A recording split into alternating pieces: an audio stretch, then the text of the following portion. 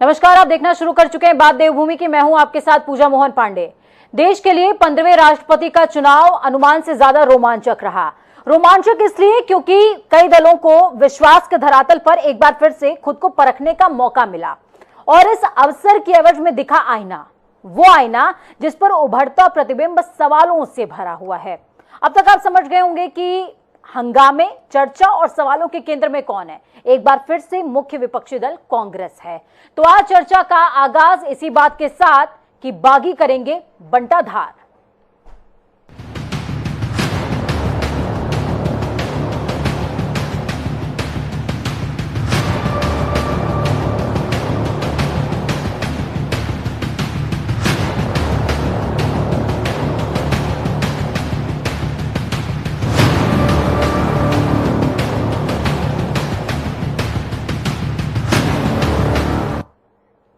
अगर आपको कांग्रेस से दिक्कत है तो खुला बोलकर जाइए ना, लेकिन इस तरीके से संगठन को कमजोर मत कीजिए।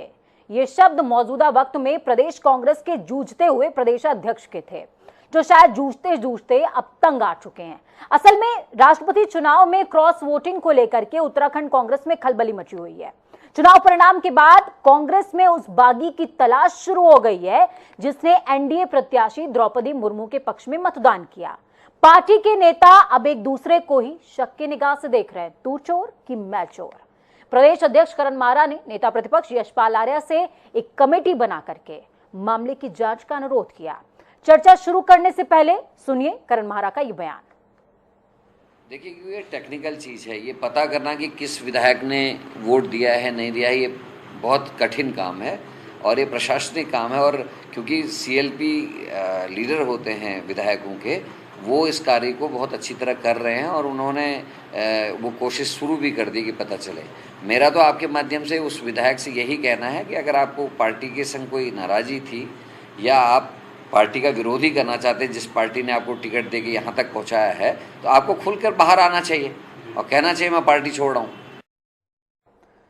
तो आपको खुलकर बाहर आना चाहिए और कहना चाहिए कि मैं पार्टी छोड़ रहा हूं, लेकिन ये भीतर घात किस लिए? चर्चा का केंद्र और सवाल भी यही है कि भीतर घात किस लिए। चलिए चर्चा को शुरू करेंगे। हमारे साथ में चर्चा को खास बनाने के लिए संजीव वर्मा जुड़े हुए हैं, प्रदेश सह मीडिया प्रभारी हैं आप बीजेपी के। संजीव जी, बहुत स्वागत है, आप हमेशा जुड़ते रहते हैं। संजीव जी हमारे साथ में। शीशपाल सिंह बिष्ट जी जुड़े हैं हमारे साथ में। शीशपाल जी, बहुत स्वागत है आपका जनता टीवी पर। नीरज कोहली जी जुड़े हैं हमारे साथ, वरिष्ठ पत्रकार हैं, पहली बार जुड़े हैं नीरज कोहली जी। नीरज जी, बहुत बहुत स्वागत है। और क्षमा के साथ में आपका स्वागत कि इस चर्चा के आखिरी में या बीच में भी हो सकेगा तो आपकी आवश्यकता मुझे पड़ेगी, तो मैं आपसे दृष्टि भी लेना चाहूंगी और तमाम जनता को भी चाहूंगी कि आप दृष्टि दें कि आखिरकार कांग्रेस के लिए मौजूदा वक्त में क्या कुछ हालात चल रहे हैं। चलिए चर्चा को शुरू करते हैं। शीशपाल सिंह बिष्ट के पास मैं जाती हूँ। शीशपाल जी, हालात बद से बदतर हो चले हैं और हमें खुद अब दुख होता है कि बार बार चर्चा जब शुरू होती है और चर्चा जब खत्म होती है, एक हल पर निकलने की कोशिश हम करते हैं, एक समाधान निकालने की कोशिश करते हैं, लेकिन उस समाधान को धरातल पर उतारने का काम तो आपकी पार्टी करेगी ना, वो तो बाज ही नहीं आ रहे। देखिए पूजा जी, जहां तक राष्ट्रपति चुनाव में कांग्रेस के एक विधायक द्वारा जो है एनडीए की उम्मीदवार के पक्ष में मतदान करने का सवाल है, तो आपने इससे पहले जो विजुअल चलाया उसमें देखा कि आपने हमारे पार्टी के प्रदेश अध्यक्ष आदरणीय करण माहरा जी ने स्पष्ट तौर पर कहा कि जिस भी व्यक्ति को पार्टी के प्रति भितराघात करना है, पार्टी की पीठ पर छुरा घोंपना है, वो खुलकर सामने आए और कहे कि मेरा पार्टी की विचारधारा में विश्वास नहीं रहा, पार्टी के राष्ट्रीय अध्यक्ष आदरणीय सोनिया गांधी जी के जो है आदेशों की मैं पालन नहीं कर सकता, तो निश्चित है वो व्यक्ति स्वतंत्र है। हम जबरदस्ती नहीं चाहते कि वो पार्टी की विचारधारा को के साथ बंधा रहे या ढोए और पीठ पीछे भितराघात करता रहे और पार्टी की पीठ में छुरा भोगता रहे। निश्चित ही इस घटना से पार्टी के कार्यकर्ता हतोत्साहित हैं, पार्टी के अंदर एक आक्रोश है, क्योंकि आज पार्टी नवीन चुनौतियों से जूझने के लिए तैयार हो रही है। आगामी जो है लोकसभा के चुनाव और कई राज्यों में विधानसभा के चुनाव के लिए पार्टी अपने को नए रूप से जो है सांगठनिक रूप से नई चुनौतियों के लिए तैयार कर रही है। ऐसे में पार्टी के विधायक का इस प्रकार से भितराघात करना निश्चित हमारे लिए चिंताजनक है और हम बहुत गंभीर हैं इस विषय पर और पूरी पार्टी गंभीर है और हम निश्चित इसका पता लगा करके रहेंगे कि वो सूरवीर कौन है और निश्चित ही पार्टी उचित और कड़ी कार्रवाई करेगी। नई चुनौतियों से जूझ रही है और आपने बोला कि पार्टी नए स्वरूप पर काम कर रही है। कौन सा नया स्वरूप? ऐसा नया स्वरूप जिसमें कोई कार्यकर्ता ना हो, जिसमें कोई नेता ना हो? इस पर मैं जवाब आपसे लूंगी। चलिए संजीव जी का रुक कर लेती हूं मैं। संजीव जी, खुश तो बहुत होंगे आप। जी देखिए, देश ने, एनडीए ने, भारतीय जनता पार्टी ने जनजातीय बिल्कुल एक सामान्य महिला को राष्ट्रपति का एक सर्वोच्च पद से सुसज्जित किया। ऐसा केवल भारतीय जनता पार्टी में ही संभव है। It's happen only in Bharatiya Janata party, BJP. देश का राष्ट्रपति जनजाति से, देश का प्रधानमंत्री चाय बेचने वाला, प्रदेश का मुख्यमंत्री एक सामान्य सैनिक का बेटा, देश का होने वाले उपराष्ट्रपति एक सामान्य किसान परिवार से। यह परंपरा, यह उच्च आदर्श केवल और केवल भारतीय जनता पार्टी में ही संभव है। कांग्रेस पार्टी में जो भी व्यक्ति गांधी परिवार से संबंध रखता है वो सर्वोच्च पद का भागीदार बन सकता है। उसके अलावा कोई भी व्यक्ति, चाहे उसका कितना छोटा कि बड़े से बड़ा कैसा भी योगदान संजय जी, शायद आपने या तो सवाल नहीं समझा है या तो गोल घुमा दिया उसको। हालांकि आपके पक्ष का वो सवाल था। मैं नीरज कोहली जी का रुख करती हूँ। नीरज जी, जिस तरीके के मौजूदा हालात हैं, संजीव जी आपके पास आ रही हूँ, मैं वापस आ रही हूँ। आपकी आवाज में एक्चुअली कुछ प्रॉब्लम है तो टीम आपसे संपर्क कर रही है, प्लीज आप उनके साथ कोऑर्डिनेट करें थोड़ा सा। नीरज जी हमारे साथ में जुड़े हुए हैं। नीरज जी, जिस तरीके के हालात कांग्रेस में हैं, हर कोई एकला चलो की नीति में विश्वास रख रहा है। हरीश रावत को कई लोग टारगेट कर रहे हैं। वो साफ तौर पर कह रहे हैं कि हरदा जिस डाल पर बैठे हैं उस डाल को काट रहे हैं और भीतर घात के जनक बनते जा रहे हैं धीरे धीरे। वो कांग्रेस की स्थिति किसी से छुपी नहीं है और ये एक दिन में नहीं हुआ है ऐसा। लंबे अंतराल से हम देख रहे हैं कांग्रेस का डे बाय डे उत्तराखंड में ग्राफ गिरता जा रहा है। लगातार कांग्रेस पार्टी छोटे से छोटा और बड़े से बड़ा चुनाव हारती जा रही है और ये सिलसिला 2016 से चल रहा है। और बड़ा कारण यही है कि कांग्रेसियों में आपसी गुटबाजी, अंतर्ग्रह, मन मुटाव। और बात बड़ी, इससे मुख्य बात ये भी है कि हार दर हार के बाद भी कांग्रेसी सीखने के लिए तैयार नहीं। मतलब आज की दिन में उत्तराखंड में कांग्रेसी नेताओं की यह हालत हो गई है कि वर्चस्व की लड़ाई में उन्होंने पार्टी को भी हाशिए पे खड़ा कर दिया है। आप देखिए ना कि अभी आप ताजा विधानसभा का चुनाव हारे और उत्तराखंड के इतिहास में पहली बार ऐसा हुआ होगा किसी बाई इलेक्शन में, मतलब राष्ट्रीय दल कांग्रेस जो सत्ता में भी रहे और मुख्य विपक्षी दल है, उसके कैंडिडेट की जमानत जब्त हो गई हो। इतनी बुरी हार, तो ये शर्मनाक स्थिति है। और उसके बावजूद भी जो है चीजें रुक नहीं रही। राष्ट्रपति का चुनाव केंद्रीय हाईकमान के डायरेक्शंस पे, निर्देश पर, उनके जो चुनिंदा उम्मीदवार है राष्ट्रपति पद का, जो सर्वोच्च पद है, संवैधानिक पद है, उसके लिए हाईकमान डायरेक्शंस जारी करता है। और जहां जहां उनकी सरकारें होती हैं, जिन जिन राज्यों में, और वहां के विधायक, वहां के सांसद पार्टी के हाईकमान, आला कमान के आदेश अनुसार उनके पक्ष में वोटिंग करते हैं। यहां गिने चुने आपके विधायक हैं, 19 आपके एमएलए हैं, 19 में से भी 2 आपके एमएलए अलग अलग कारणों से वोटिंग नहीं करने आए और एक का वोट जो है वो अवैध घोषित हो गया। और एक वोट जो है, सबसे बड़ी बात, जो गंभीर मसला है, वो सत्तारूढ़ दल को आपके पार्टी के जो डायरेक्शन है उसका वायलेशन करते हुए, उल्लंघन करते हुए वो सत्तारूढ़ दल को चला गया, क्रॉस वोटिंग यानी कि। तो ये तो बहुत गंभीर मसला है और बहुत के निर्देशों के विपरीत आपने अपने कैंडिडेट की जगह किसी दूसरे कैंडिडेट को आपने वोट डाल दिया।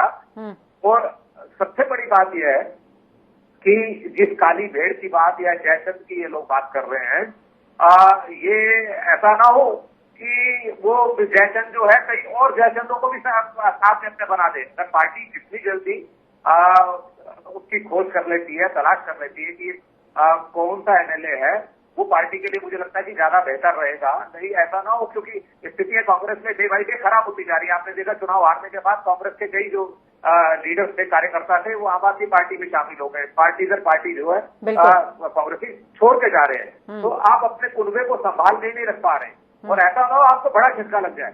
तो ये और सबसे बड़ी बात नीरज जी यहाँ पर ये है कि सिलेक्शन बीजेपी का हो पार्टी ज्वाइन करने में, तब तो ठीक बात है।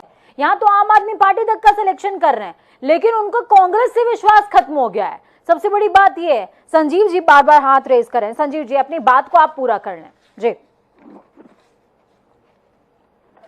पूजा जी देखिए, मैंने कहा जिस समय राष्ट्रपति का चुनाव हो रहा था, तो हमारी राष्ट्रपति की जो उम्मीदवार एनडीए की हैं, उन्होंने एनडीए के साथ साथ तमाम विपक्ष से भी आग्रह किया था कि उनको वोट दें।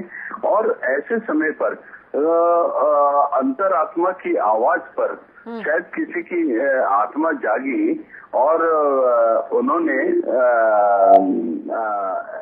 एनडीए की जो हमारी उम्मीदवार हैं उनको वोट किया। और बहुत अच्छी बात है, वो बधाई के पात्र भी हैं। और जिस तरह से बात रही कांग्रेस पार्टी में के द्वारा क्रॉस वोटिंग की, तो केवल उत्तराखंड में ही नहीं अभी तो पूरे देश भर में इस तरह के बहुत से मामले सामने आए हैं। लेकिन मैं बात करूंगा केवल उत्तराखंड की। और तो जिस तरह से उत्तराखंड में कांग्रेस पार्टी के अंदर जबरदस्त उथल पुथल का दौर है, जहां इनके प्रदेश अध्यक्ष बार बार एक कोई आदेश जारी करते हैं, बार बार अपने जो इनके बड़े नेता हैं उनको हिदायत देते हैं, उनको नसीहतें देते हैं, लेकिन वो उन सबको धत्ता बताते हुए और प्रदेश अध्यक्ष के ऊपर ही सवाल खड़े कर देते हैं, उन्हीं को नकारा बता देते हैं, उन्हीं को बोल देते हैं। जैसे अभी विगत दिनों हरक सिंह रावत जी के को आपके कांग्रेस के प्रदेश अध्यक्ष श्री महाराज जी ने कहा कि आप पार्टी के जो कार्यक्रम होते हैं उसमें आप शामिल नहीं होते और अनावश्यक पार्टी को कमजोर करने की बात करते हैं। तो उन्होंने उनको उल्टा जवाब ये दिया कि आप तो 2 दिन यहाँ पर कोई मीटिंग करेंगे, उसके बाद गायब हो जाएंगे महीने भर के लिए। पार्टी कैसे चलाई जाती है जिस दिन मैं फॉर्म में आऊंगा मैं आपको बताऊंगा। तो यानी कि उन्होंने उन्हीं की जो कार्यशैली है उस पर एक बड़ा प्रश्न चिन्ह लगाने का काम किया। और जिस तरह से अभी विगत 2-4 दिन पुरानी बात है, श्री हरीश रावत जी ने वहां पर, जबकि त्रिस्तरीय पंचायत का चुनाव बिल्कुल सर पर है, उन्होंने इतना बड़ा आरोप पूरे हरिद्वार के सभी नेताओं के ऊपर, सभी जनप्रतिनिधियों के ऊपर, सभी विधायकों के ऊपर और पूर्व विधायकों के ऊपर इतना बड़ा आरोप लगाया। उन्होंने कहा तुम नकारा हो और तुम्हारी वजह से ही हरिद्वार में हमेशा कांग्रेस हारती है और यहाँ का कांग्रेसी ही कांग्रेस को वोट नहीं करता। इसलिए इसका मतलब ये हुआ कि उन्होंने पूरे हरिद्वार जनपद के सभी नेताओं की और कार्यकर्ताओं की निष्ठा के ऊपर जो गंभीर प्रश्न चिन्ह लगाया और एक आक्षेप लगाया और एक तरह से उन्होंने सभी कार्यकर्ताओं को गद्दार की श्रेणी में खड़ा कर दिया। मैं सोचता हूँ कांग्रेस पार्टी के लिए बड़ा एक तरह से नेस्तनाबूद होने की तरफ कांग्रेस बढ़ रही है। और जिस तरह से वर्चस्व की लड़ाई कांग्रेस के अंदर जारी है, मैं सोचता हूँ कल की तारीख में क्या होगा क्या नहीं होगा इसके बारे में कांग्रेस को ही सोचना चाहिए। और जिस तरह ने अभी विगत दिनों भारत जोड़ो यात्रा एक आरंभ की थी, मेरी कांग्रेस को एक बड़ी नसीहत है कि भारत छोड़ो यात्रा तो बाद में होती रहेगी। भारत को तो कभी जोड़ने का आप लोगों ने काम नहीं किया, भारत को तोड़ने का ही काम किया। 1947 में जो भारत का विभाजन हुआ था उसके सीधे शिषपाल जी आपका काउंटर है, शिषपाल जी आपका काउंटर है, लेकिन आप उनका जवाब दें, संजीव जी का आप जवाब दें, लेकिन उससे पहले मैं आपसे एक सवाल पूछना चाहूंगी कि जयचंद कौन है, इसका खुलासा कैसे होगा? क्योंकि ये तो पता नहीं चल पाता कि किसने क्रॉस वोटिंग करी है, पता लगाएंगे कैसे? और पता अगर नहीं लगा पाए तो ऐसा ना हो कि वो बागी खेमा और ज्यादा विकराल रूप धारण कर ले। पूजा जी आप मुझे जरा समय दें, क्योंकि मैं संजीव जी की बात का भी जवाब दूंगा और आपकी बात का भी। पहले आपकी बात का जवाब दे देता हूं कि निश्चित जी जो बागी है या जिसने क्रॉस वोटिंग की पार्टी के खिलाफ, ये हमारे लिए चुनौती है, क्योंकि तकनीकी मामला है। राष्ट्रपति के चुनाव में बहुत ही गोपनीयता रखी जाती है, तो ये पता लगाना चुनौती है। लेकिन हमने नेता प्रतिपक्ष जिसे आग्रह किया है कि वो इस बात का पता लगाएं और अन्य स्रोतों से भी पता करने की कोशिश की जा रही है। निश्चित आज नहीं तो कल देर सवेर इस बात का खुलासा हो ही जाएगा और पार्टी के विभीषण का हम पता लगा लेंगे और पार्टी निश्चित उस पर उचित कार्रवाई करेगी। जैसा मैंने पहले भी कहा, क्यों अब पुराना इतिहास नहीं दोहराया जाएगा। कांग्रेस नई चुनौतियों के लिए नए ढंग से निपटने के लिए तैयार है। दूसरा, पूजा जी जो है, नीरज कोहली जी ने, स्वतंत्र पत्रकार जो है, उन्होंने हमारी काफी समालोचना की और मैं उनका आदर करता हूं कि हम राजनीतिक और भारतीय लोकतंत्र और जो है उसमें विश्वास करते हैं, आलोचना का भी स्वागत करते हैं। जो उनके सुझाव होंगे हम उनका निश्चित जो है अपनाने की कोशिश करेंगे। लेकिन संजीव वर्मा जी जो भारतीय जनता पार्टी के प्रवक्ता हैं, उन्होंने बिना सिर पैर की लंबा चौड़ा निबंध पढ़ा। उन्होंने कहा कि कांग्रेस पार्टी के अंदर आज इस राज्य के अंदर दुनिया भर का जो है जो खेमे हैं। देखिए, हमारे पार्टी के अंदर न तो कोई खेमा है, हमारी पार्टी आज एकजुट है और जो आदरणीय अध्यक्ष हैं करण महाराज जी, उनके नेतृत्व में सभी नेता आज जो भी राष्ट्रीय स्तर से कार्यक्रम आ रहे हैं, यह राज्य की कांग्रेस कमेटी जो कार्यक्रम तय कर रही है, प्रत्येक कार्यक्रम के अंदर आप देख रहे होंगे कि पहले की बात मैं नहीं करता कि आज विधानसभा स्तर तक, ब्लॉक स्तर तक कार्यक्रम हो रहे हैं।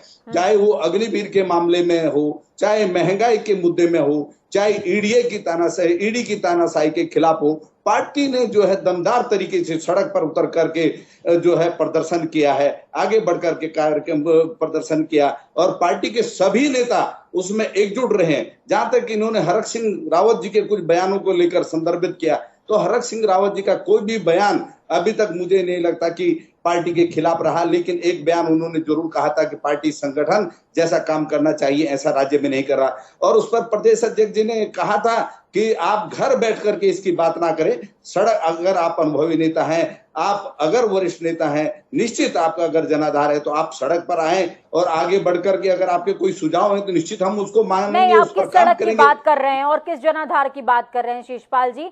क्या हर कोई जिस तरीके से हरीश रावत करते हैं, वो उनका एक अपना एकला चलो की नीति है, जहां पर भी उनका मन करता है वो अनशन पर बैठ जाते हैं, उन्हें पार्टी के लोगों से कोई फर्क नहीं पड़ता।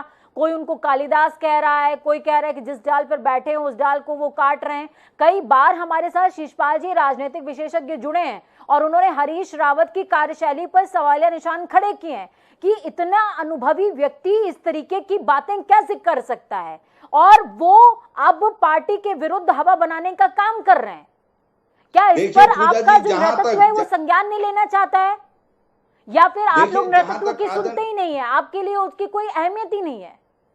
देखिए पूजा जी, जहां तक आदरणीय हरीश रावत जी की आपने बात की, वो प्रदेश के बहुत ही वरिष्ठ नेता हैं। इस राज्य के अंदर हरीश रावत जी के कद से मुझे लगता है कि विपक्ष भी बहुत अच्छी तरह से वाकिफ होंगे। और जहां तक आपने कहा कि वह मन मुताबिक कहीं भी धरना दे देते हैं, कहीं भी कुछ कार्यक्रम दे देते हैं, तो देखिए हरीश रावत जी का अपना एक जनाधार है। आप उनके साथ उन कार्यक्रमों में जो भी शामिल होते हैं, पार्टी के कार्यकर्ता और पदाधिकारी होते हैं, निश्चित अगर उनको कहीं पर लगता है कि राज्य सरकार कुछ युवाओं के विरोध में कुछ जो है विकास विरोधी कार्य कर रही है, अगर वो महिला विरोधी कार्य कर रही है, अगर इस प्रकार की जिस लाइन पर राज्य सरकार को चलना चाहिए। अभी 2 दिन पहले ईडी के द्वारा जब सोनिया गांधी जी को जांच के लिए बुलाया गया, तो सोनिया गांधी जी ने पूरे मजबूती के लिए सभी नेता कोई कार्यक्रम पार्टी को देते हैं, पार्टी को भी अगर लगता है वो कार्यक्रम पार्टी के हित में, तो हम पार्टी भी उन सुझाव को जो आदेश और संदेश दिया, मैं सोचता हूँ लोकतंत्र के लिए बहुत बड़े खतरे की बात है और बहुत शर्म आनी चाहिए कांग्रेस पार्टी को, जो इनकी अध्यक्षा के द्वारा तमाम कांग्रेसियों को एक अराजकता के लिए मजबूर किया गया। और जबकि ऐसे समय में कांग्रेस के ऐसे क्रूशियल समय पर भी उत्तराखंड कांग्रेस के अंदर जो एक बड़ी गुटबाजी देखने को मिली, सामने आई सड़कों पर, जबकि तमाम कांग्रेसी उतरे हुए थे, ऐसे समय पर हरीश रावत जी और हरक सिंह रावत जी, उन दोनों का तमाम प्रदर्शन से गायब होना एक बड़ी शीशपाल जी, इसी विषय को लेकर के मेरा एक सवाल है। आपने बोला कि हरीश रावत जी का अपना एक व्यक्तिगत जनाधार है और वो उस दिशा में काम कर रहे हैं, कर सकते हैं, लेकिन मैं ये बात आपसे समझना चाहूंगी, जब हम किसी दल की बात करते हैं, राजनीतिक दल की बात करते हैं, उसमें व्यक्ति का जनाधार कलेक्टिवली होता है कि वो पार्टी के लिए सकारात्मक कदम हो। ऐसा नहीं होना चाहिए कि वो पार्टी को ही काटने का काम कर दे, बाकी जो और नेता हैं उनमें दूरी बढ़ाने का काम कर दे। ऐसा नहीं होना चाहिए कि पार्टी का डेप्रिसिएशन स्टार्ट हो जाए। उनका अनुभव किस काम का, जब पार्टी उन्नति की तरफ अग्रसर नहीं हो रही है। तो देखिए पूजा जी, हरीश रावत जी का कोई भी अभी तक ऐसा मेरे ख्याल में कदम इस राज्य के अंदर पार्टी के विरोध में नहीं उठा, और उनका एक इतिहास है कि पार्टी जब भी कभी विपरीत परिस्थितियां आई हो तो वो एकमात्र नेता रहे हैं जिन्होंने पार्टी को संभालने का काम। जब आप देखेंगे इस राज्य के गठन के समय, आपको पता होगा कि केवल 2 विधायक भारतीय कांग्रेस पार्टी के राज्य की विधानसभा में थे। उन 2 विधायकों से लेकर के और प्रदेश की सत्ता में आसीन होने का काम हरीश रावत जी के नेतृत्व में पार्टी ने किया। तो वो इस राज्य के अंदर उनका एक जनाधार है, उनका एक स्वीकार्यता इस राज्य के अंदर है। एक मिनट में संजीव जी को सुन लेती हूँ। संजीव जी बहुत देर से कुछ कह रहे हैं, संजीव जी को। जी, प्रदेश अध्यक्ष को वो कुछ नहीं समझते हैं, और जिस तरह से वो अपने केंद्रीय नेतृत्व के ऊपर भी एक हैं, मैं सोचता हूँ कांग्रेस पार्टी के अंदर ये जो इस समय वर्चस्व का जो लड़ाई चल रही है, वो एक इतने घातक मोड़ पर पहुंच गई है, वो जो एक बड़े कांग्रेस में बड़े विखंडन की ओर आगे बढ़ रही है। और मैं सोचता हूँ आने वाले समय में कांग्रेस एक बड़े टूट के साथ कुछ अलग मोर्चों में बढ़ जाए, तो इसमें कोई ऐसा विस्मयकारी नहीं होगा। नीरज जी मैं आपके पास आऊंगी।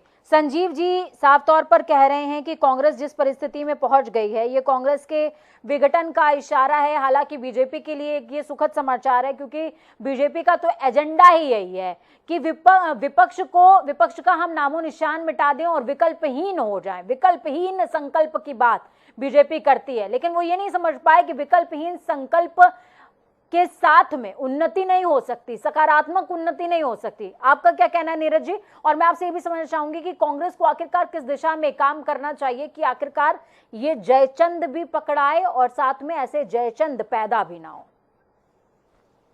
देखिए, पहले तो एक बात कांग्रेस को ये समझनी होगी कि कांग्रेस इस समय कैसी स्थिति में है, ये कांग्रेस से ज्यादा कोई नहीं जानता। बिल्कुल।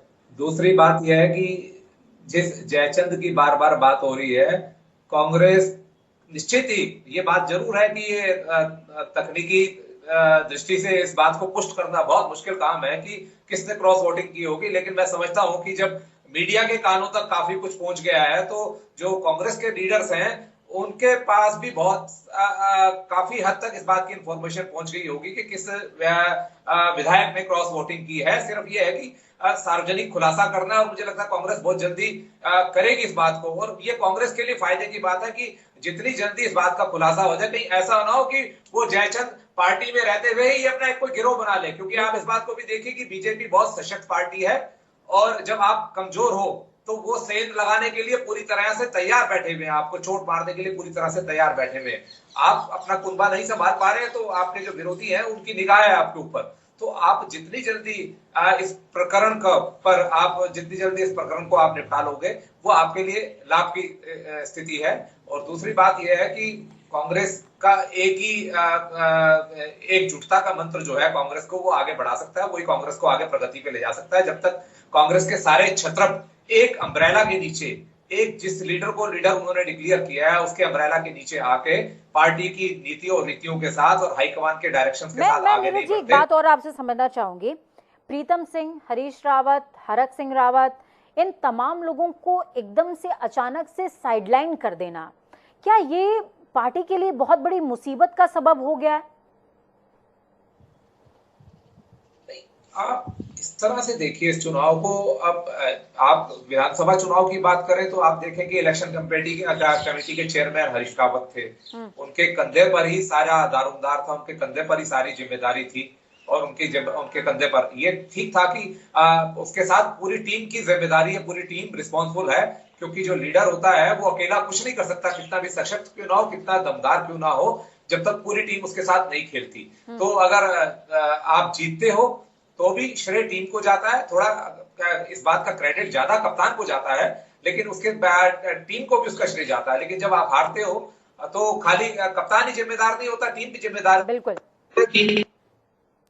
अपनी टीम को नहीं जिता सकता। तो यहाँ यही बात है कि जितने बड़े लीडर हैं कांग्रेस के, आप प्रीतम सिंह हो, चाहे हरक सिंह रावत हो, चाहे हरीश रावत हो, यशपाल आर्य हो, या आप करण माहरा हैं, या गणेश सोल्याल जो पहले रहे हैं, ये जितने बड़े लीडर जो हैं, जितने बड़े छत्रप हैं, जब तक ये अंतर्मन से एक साथ नहीं होंगे और ये इस बात का संकल्प नहीं लेंगे कि नहीं भाई हम अपने वर्चस्व की लड़ाई को नीचे रखें, हमने पार्टी के ग्राफ को और पार्टी के प्लेटफॉर्म को ऊपर लेके जाना है, हमने कांग्रेस के वजूद को बचाना है, कांग्रेस के वजूद को आगे बढ़ाना है, अंतर्मन से जब तक साथ नहीं होंगे तब तक मुझे लगता है कांग्रेस का भला होने वाला नहीं है। अब पिछले 2016 के बाद से अंतर्मन की बात यशवंत सिन्हा ने भी की थी, अंतर्मन की बात नीरज कोहली भी कर रहे हैं। बहुत शुक्रिया आप तीनों लोगों का इस चर्चा को खास बनाने के लिए, अहम बनाने के लिए। कुछ लाइन्स हैं, वो लाइन्स क्या हैं? क्रोध कहां तक टाला जाए, क्रोध कहां तक पाला जाए, युद्ध कहां तक टाला जाए, तू भी वंशज है राणा का, फेक जहां तक भाला जाए। बहुत ज़्यादा ज़रूरत है कांग्रेस को इस आत्मशक्ति की। महाराणा प्रताप जिन्होंने घास की रोटी तक खा ली थी अपने स्वाभिमान को बचाने के लिए, आज कांग्रेस को एकजुट होना पड़ेगा, एकता दिखानी पड़ेगी और ये समझना पड़ेगा कि कांग्रेस यानी कि विपक्ष के अस्तित्व को बचाना है तो एक छतरी के नीचे आना है। बस छोटे से ब्रेक के उस पार खबरों का सफर लगातार जारी है। बने रहिए जनता टीवी के साथ, क्योंकि हम है आपकी ताकत। नमस्कार, जय हिंद।